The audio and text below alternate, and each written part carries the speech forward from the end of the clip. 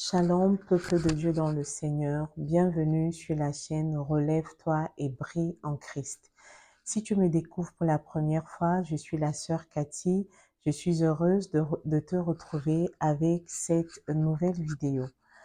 Alors, si tu découvres cette chaîne, Dieu a mis dans mon cœur de créer cet espace pour qu'on prie ensemble, pour qu'on s'encourage, mais surtout pour qu'on sache qu'avec Jésus, on n'est jamais seul.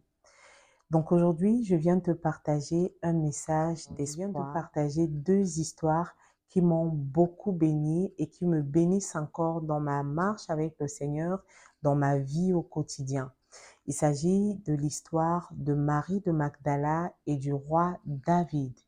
Il faut savoir que quand on regarde dans la Bible, Dieu n'utilise pas des personnes parfaites. Parmi tous les serviteurs de Dieu que le Seigneur a eu à utiliser, que ce soit dans la Bible et même aujourd'hui, Dieu a toujours utilisé des personnes imparfaites. Alors David, c'était un roi. David avait tout. Il avait le pouvoir, il avait tout ce que son cœur pouvait désirer. Mais il se trouve que la Bible nous dit dans le livre de 2 Samuel qu'un jour, pendant que David n'était pas allé en guerre, il était en train de se balader sur son balcon et il aperçoit comme ça la femme de son officier qui était en train de se baigner. Au lieu de détourner ses yeux, David s'est retrouvé en train de commettre l'adultère avec cette dernière. La Bible décrit l'histoire en nous disant que David a demandé à ce qu'on aille chercher la femme. Il a commis l'adultère avec cette femme et il est encore allé plus loin. Non seulement il a commis l'adultère avec cette femme, il a tué le mari de sa femme. Il a demandé à ce que son mari soit envoyé au front.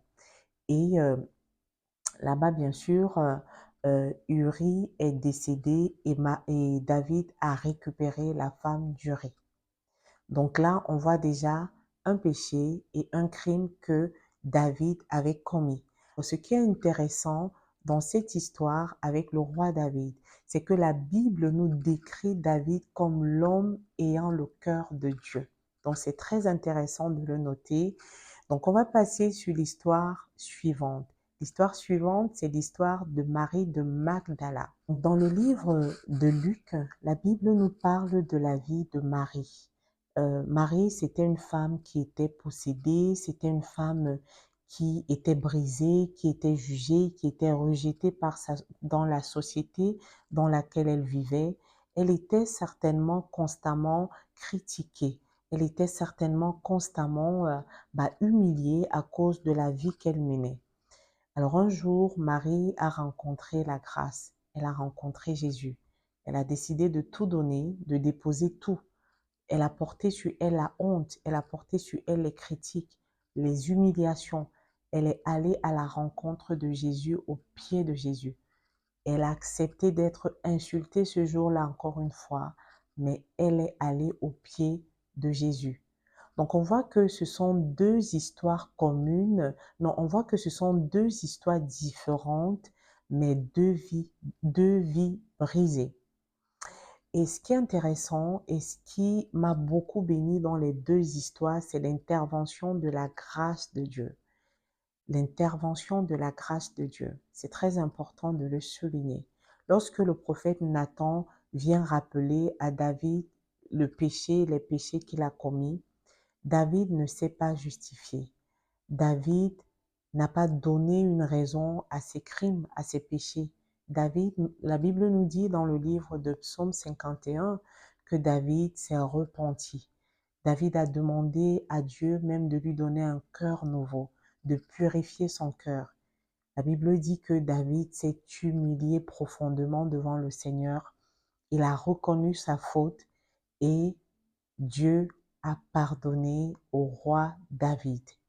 Donc ça, c'est le point très important. L'humilité, reconnaître sa faute, ne pas donner une raison à notre péché et continuer sa marche avec le Seigneur. Parce que après que David se soit humilié, après que David se soit repenti, la Bible nous dit que David a continué à servir comme étant roi. Dieu n'a pas rejeté David. David a continué à servir comme étant roi. Et encore, quand on va écouter l'histoire et quand on lit l'histoire de Jésus, David fait partie des ancêtres de Jésus. Donc c'est très important de marquer également ce point-là.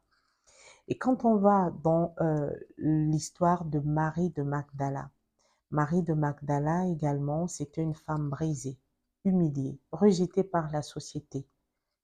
Et la Bible dit que Marie, Dieu l'a délivrée, Dieu l'a encouragée, Dieu a manifesté sa grâce dans la vie de Marie, alors que le monde la critiquait, alors que les gens l'insultaient, alors que la société la considérait comme une femme sans valeur.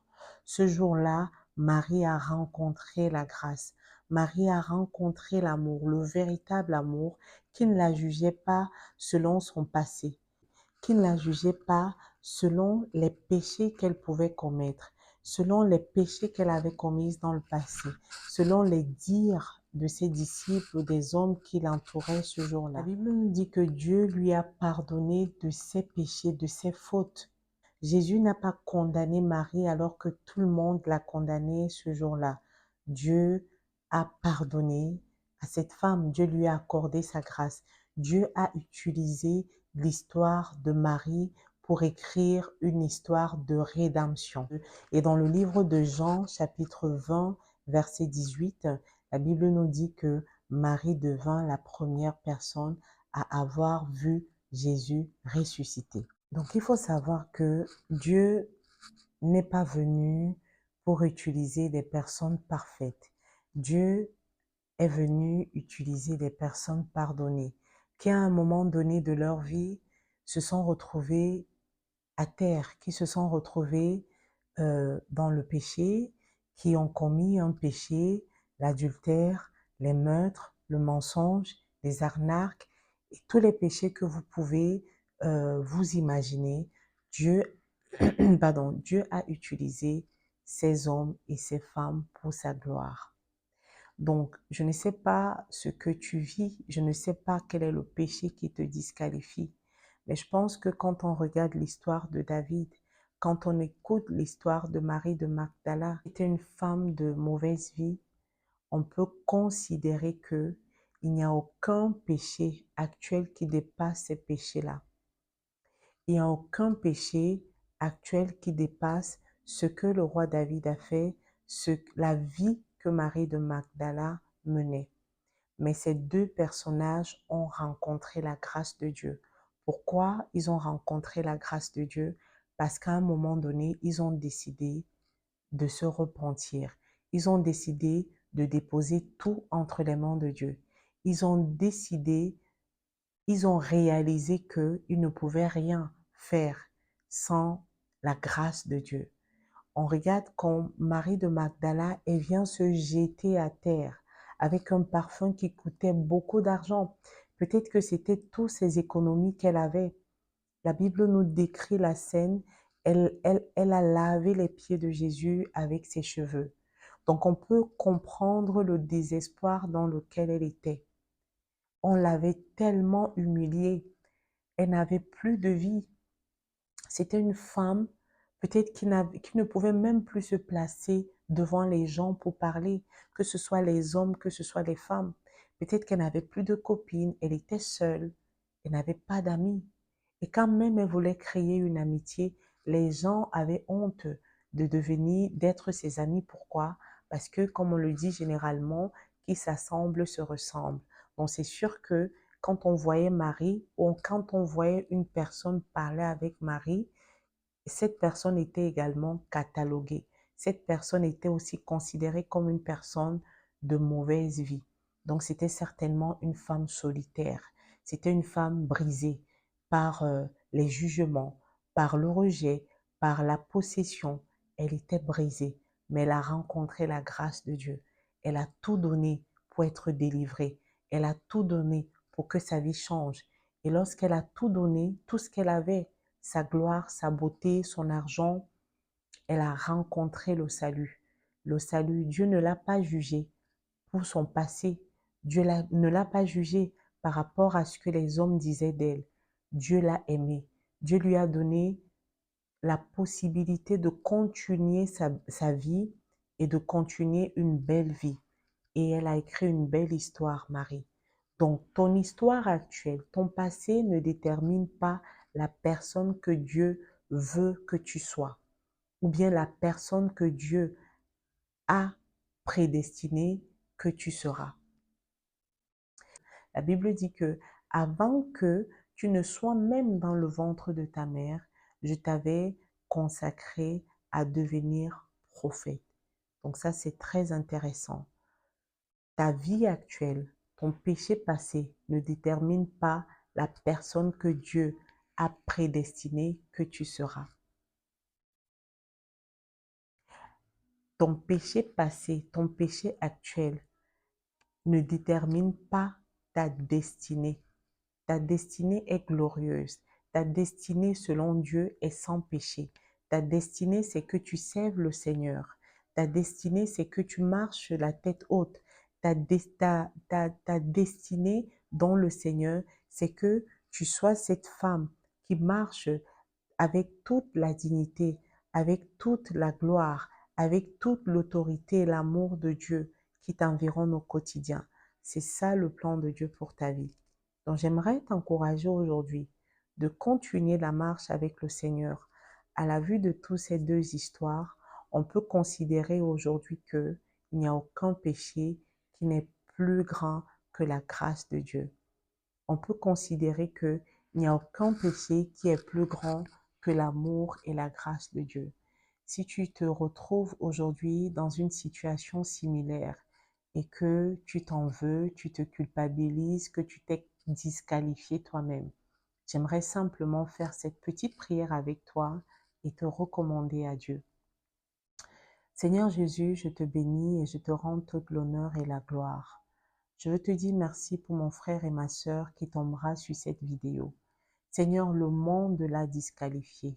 Son péché l'a disqualifié.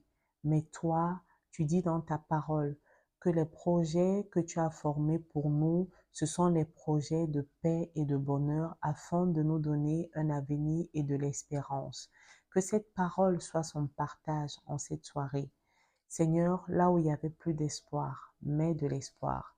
Là où il y avait le découragement, donne du courage.